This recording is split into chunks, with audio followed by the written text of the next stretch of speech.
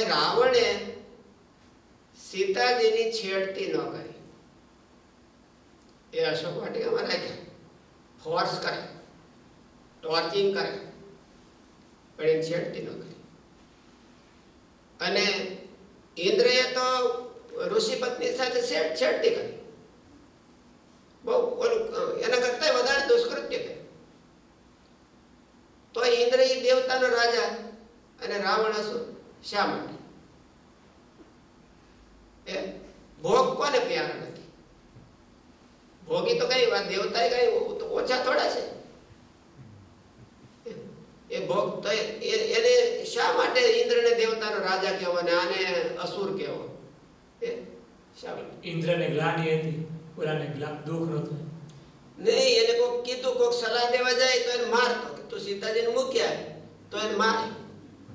એવું ખોટું કઈ માનતો નતો. અને ગૌતમ ઋષિએ ઇન્દ્રને શાપ દીધો તો ગીડગીડવા માંડ્યો, પગ ચાટવા માંડ્યો, મા બાપ ભૂલ થઈ ગઈ મારી, તમે જે કઈ શાપ દો એ હું ખુશીથી ભોગવી લે. જે કઈ શાપ દો મને, અને તમારે જે મને દંડ દેવો હોય તો હું ખુશીથી ભોગવી લે, મારી ભૂલ છે. એ એમ જાણે છે કે ભોગ ભોગવવા એ પાપ છે. ઇન્દ્ર માલિપાથી ઈચ્છા છૂટતી નથી. એને માલિપાથી જે ઈચ્છા ચોંટી ગઈ છે એ છૂટતી નથી. એટલે પણ એ એમ જાણે છે કે આવું કરવું એ સારું ન કહેવાય. અને રાવણ કે એમાં વાંધો, રાવણ તો આપણે કીધું બીજાની પાસેથી આપણે લઈ લઈએ એ તો આપણું કોઈ કહેવાય. બીજાની પાસેથી તમે ઝૂંટવી લો, મારી કારણ જે કાંઈ થતું એ કરો અને બીજા પાસે લઈ લો. તો રાવણ એવો એ ફોર્મ્યુલા ઉપર જીવતો હતો. ઇન્દ્ર એવી ફોર્મ્યુલા એને નહોતી. ભોગ એને સારા લાગે, જો મળી જાય સારી વસ્તુ તો ભોગ, એનો ત્યાગ કરે એ તો કે વિરલા, એ તો બીજા.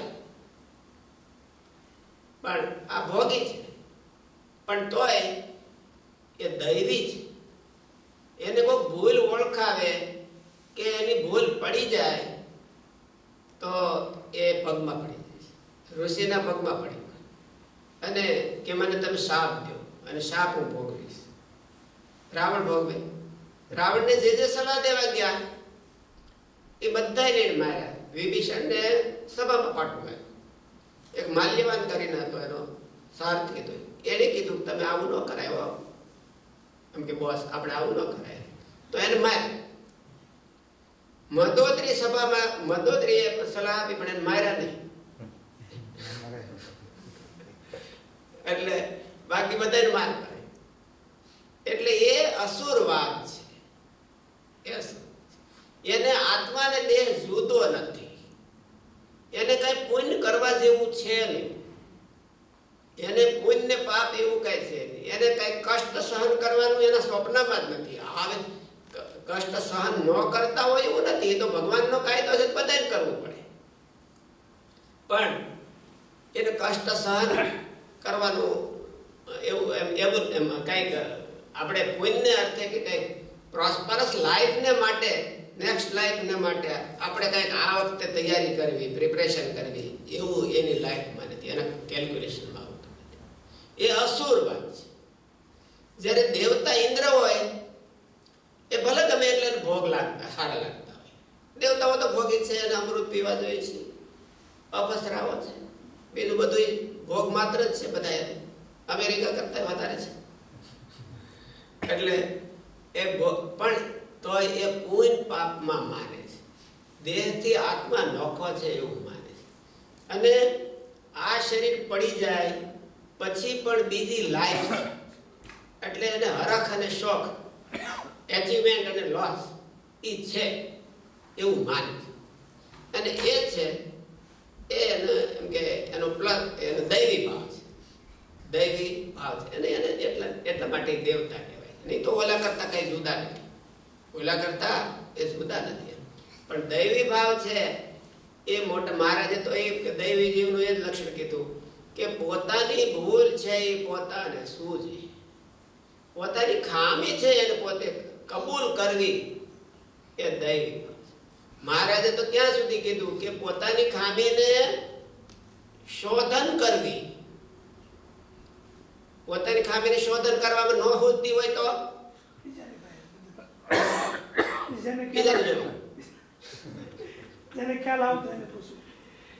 સાયદી લેવી. મહારાજ કે કોકની સાયદી લેવી. કે સુખદેવજી કેવા હતા, આપણને એમ થાય કે આપણા જેવા કોઈ સાધુ નહીં, તો આપણને ખામી તો આપણી ખુદે નહીં. તો પછી કોઈક મોટા હોય એની સાયદી લેવી, એટલે એની કમ્પેરિઝન કરવી. અત્યારની ભાષામાં બેન્ચ માર્કિંગ કરવું. બેન્ચ માર્કિંગ કે ને કોકની અરે આપણી કમ્પેરિઝન કરવી ને એના સારા પોઈન્ટ શોધી કાઢવા, એને બેન્ચ માર્કિંગ. કંપનીઓમાં બેન્ચ માર્કિંગ કરે કે કોકની કંપની બીજા એક કંપની ચલાવે છે, આપણે આ મંદિર ચલાવીએ છીએ, બીજા મંદિર ચલાવે છે. બીજા મંદિર સારું ચલાવતા હોય તો એના પ્લસ પોઈન્ટ શું છે એ જોવા, એને બેન્ચ માર્કિંગ કહે. પ્રૂવન પ્રેક્ટિસ એટલે એમ કે પોતે નેવું કરવું. અને એને મહારાજે કીધું સાયદી લેવી. મહારાજે એવું કીધું કે સુખ સંકાદિક એના જીવનની સાયદી લેવી. કે આપણે સાધુ થઈ ગયા હતા ભગવા કરીને, સુખ સંકાદિક એ સાધુ થઈ ગયા હતા, પણ વોટ ઇઝ ડિફરન્સ બિટવીન અસ? આપણી વચ્ચે એની વચ્ચે શું ડિફરન્સ એ જો એને સાયદી લીધી કહેવાય. આપણે સાધુ થઈ ગયા છીએ ને પછી નિષ્કુળાન સામે, ગુણાતીતાન સામે ને એ બધા સાધુ થઈ ગયા હતા, તો એના બધા એના જીવનમાં ને આપણા જીવનમાં શું ફેર છે? તો એને પ્રૂવન પ્રેક્ટિસ કહેવાય ને. તો એમ જોવું એ મહારાજ કે દૈવી જીવનો નેચર છે, એ દૈવી જીવનું કેલ્ક્યુલેશન છે. મારા કાંઈ હોય જ નહીં, એ આસુરી ભાવનું પ્રેક્ટિસ છે. એટલે વર્તમાન ધર્મ એટલે મહારાજે એવું કીધું કે આ પાંચેય વર્તમાન ધર્મ છે એ પાળવાનું બીજ છે. હું આ દેહ કરતા નોખો છું, અને જેટલું એને વધારે મનાય એટલું આ જગતની અંદર સારા કામ થાય. કારણ કે નેક્સ્ટ લાઈફને માને છે. આપણી આ લાઈફ છે એ માનો કે વધારેમાં વધારે 100 વર્ષ છે. આપણે દેહમાં 100 વર્ષ તો બધા કોઈ જીવતા ન હોય ને, 90 પછી તો બધા દયાથી જીવતા હોય એમ કે એટલું બધું હોય.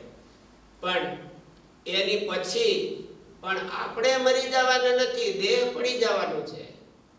આપણે મરી જવાનું નથી. ન્યા પછી ન્યા હોતે સુખ દુઃખ છે, ન્યા હરખ શોક છે, ન્યા અત્યારે આપણે એટલે એની પૂર્વ તૈયારી કરવી, એની આ જીવનમાં તૈયારી કરવી. એનું નામ આસ્તિકતા કહેવાય, એનું નામ દૈવી ભાવ કહેવાય, અને એનું નામ દેવતાપણું કહેવાય. અને એ છે વર્તમાનનું બીજ. જેટલી એને જેટલી દ્રઢ હોય એટલા વર્તમાન એના દ્રઢ થાય. જો એ દ્રઢ ન હોય અને દેહ ભાવ હોય કે દેહને ઉનો વાવા ન દેવાનો હોય, એમ કે કેલ્ક્યુલેશન કરી રાખ્યું, મનમાં નક્કી કરી રાખ્યું હોય, તો એ વર્તમાન હું પાળી શકે? એ ભગવાનને માટે કષ્ટ હું સહન કરી શકે? એ ભગવાનને માટે કષ્ટ ન સહન કરી શકે. કઈ સારા કાર્યને માટે પણ કષ્ટ સહન ન કરી શકે. એને માટે સારું કાર્ય તો આજ આપણે કીધું દેવતાઓ દૈત્યો બધા સારું કાર્ય શું માને? જેની પાસે ભેળું થયું એની પાસે લઈ આવો. આપણે કેથી ભેળું કરવાનું? નવરાત્રી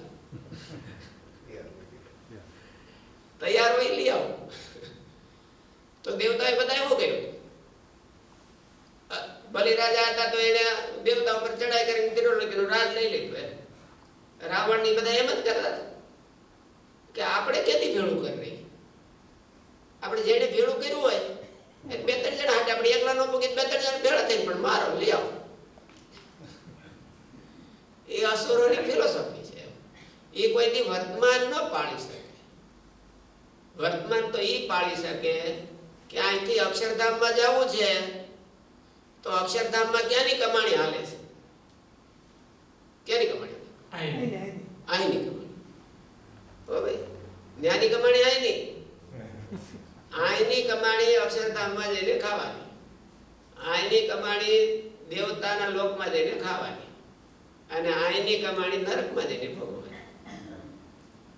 એક મનુષ્ય દેહની જ કમાણી. આઈની એ પાછી મનુષ્ય દેહની.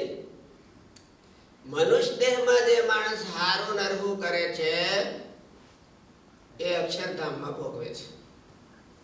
એ દેવતાના લોકમાં જઈને ભોગવે છે. એ નરક 84માં જઈને ભોગવે છે. અને નરક 84માં જઈને ભોગવી દે એટલે પાછો આવે કમાણી કરવા. પાછી એવી ને એવી કમાણી કરીને જાય. એવી ને એવી કમાણી કરીને ત્યાં પાછો જાય નરક 84. અને અક્ષરધામમાં જાય એ અહીંથી કમાણી થઈ જાય. અહીંયા એને હારા વર્તમાન પડ્યા એટલે મહારાજ એને અક્ષરધામમાં લઈ જાય.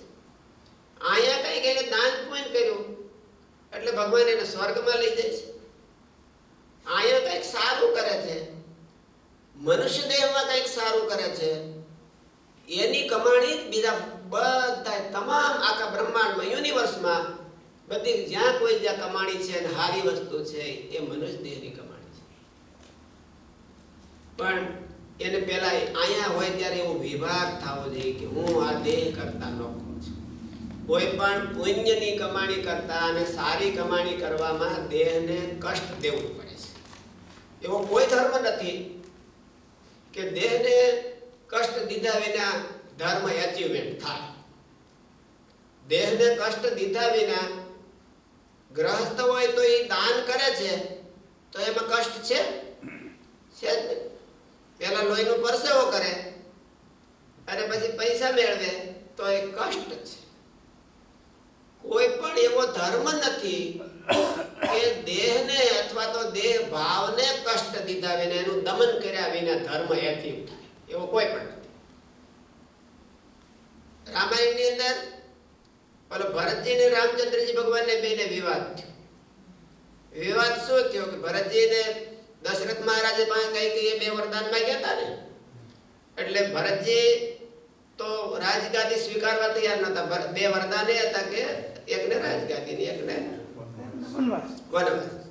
એટલે ભરતજી ભગવાન પાસે ગયા અને એને સમજાવવા કે તમે આવીને રાજગાદી લ્યો, મારે નથી જોતી. એટલે રામચંદ્રજી ભગવાન એને બહુ સરસ સમજાવ્યું કે આપણા પિતાજીને ધર્મને ખાતર એમ કે એનો ધર્મ હતો કે રઘુકુળ રીતિ સદા ચલી આવી, પ્રાણ જાય અર વચન ન જાય. એને ધર્મ બહુ વાલો હતો એટલે મારે ભાગ્યે એક આવ્યું છે વારસામાં પાળવાનું, વનમાં જવાનું, તારે ભાગ્યે ગાદી આવી છે એટલે તારે એ ધર્મ બજાવવાનો છે. ભરતજી કે વાત ખોટી, એવો ધર્મ હોય જ નહીં. આપણે એમ કહીએ કે દીપુભાઈ આ લ્યો આ બે લાડવા ખાઈ લ્યો તો કાલ તો બહુ ધર્મ પાડ્યો. સંતો કે કરી લે વાંધો નહીં પડે, એવું બે બહુ ધર્મ પાડે બહુ પૂરી થઈ ગયો ન કે સમજી લેવું. પણ એટલે ભરતજી કે એવો ધર્મ હોય જ નહીં. ધર્મ છે એ દેહને અથવા દેહ ભાવને કષ્ટ દીધા વિના એચીવ થતો જ નથી. અને દેહ ભાવને વધારેમાં વધારે કષ્ટ દેવું એટલે શું? દેહને હાવ માનવું જ નહીં. હું એનાથી નોખો છું અને મહારાજનો સેવક છું એવું સમજવું, પછી એને કઈ વાંધો આવે નહીં. મહારાજ માટે કઈ સહન કરવું પડે તો એને વાંધો ન આવે. એટલે એનું બીજ છે વર્તમાનનું બીજ, એ દેહથી, દેહ ભાવથી અને દેહથી નોખો પોતાને માન વર્ત એ વર્તમાન છે. હવે ભજનનું બીજ હું નિશ્ચય, એ ભગવાનનો નિશ્ચય, ભગવાનનો નિશ્ચય મારા એ ભજનનું બીજ છે. જો ભગવાનમાં એને આત્મબુદ્ધિ થાય અથવા આત્મીય બુદ્ધિ થાય તો ભજન કરી શકે, તો ભગવાનની ભક્તિ કરી શકે. નવતા ભક્તિ, ભજન એટલે નવતા ભક્તિ. તો એ નવતા ભક્તિ કરી શકે, ભગવાનની સેવા કરી શકે, ભગવાનની નિષ્ઠા કરી શકે, ભગવાનની ઉપાસના કરી શકે. પણ જો એમાં આત્મબુદ્ધિ જ ન હોય, એને કઈ લગાવ જ ન હોય એના તરફ, તો એ હું એના માટે કરીએ? આપણે મહારાજ માટે કંઈક કરીએ છીએ એ ક્યારે કરીએ છીએ? આપણને મહારાજ મારા છે એવું મનાણું છે. એટલે જે કઈ જેના હૃદયમાં જેટલું થોડું થોડું મનાણું છે એટલું એ થોડા જાદુ કરે મહારાજ. આપણને સંપૂર્ણપણે મનાઈ ગયું હોય કે હું મહારાજ છે ને હું મહારાજ નો છું, તો પછી એના માટે ફના થઈ જાય, તો એના માટે કુરબાન થઈ જાય. મહારાજના માર્ગમાં એવું છે એવું નહીં, લોકના માર્ગમાં પણ એવું છે. હું અને માર એને માટે માણસ શરીર ઘસી નાખે છે, એના માટે શરીર ઘસે છે. આપણે શરીર જાજુ ગાઈએ કે ગ્રસ્ત જાજુ ગાય એવું હોય?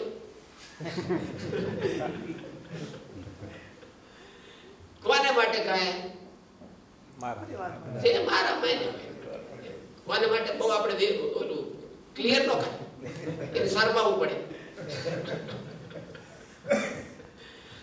પણ મારું મનાણું હોય ત્યાં શરીરને ગાવું અઘરું પડતું નથી, હરખથી કરે. એમ થાય કે તમે આજ મને ગયો તો બહુ સારું, આજે મને તમે ગયો થોડોક, તો હજી થોડોક જ ગાણો સાંભળી જ ઉતરી જાય, પણ થોડોક વધારે જો લો કે ઓલું પાડ્યું હોત તો સારું હતું. એમ એમ જેમ જેમ ઘસાય એમ એમ એને મજા આવે છે, ગલગલિયા થાય છે આપણને.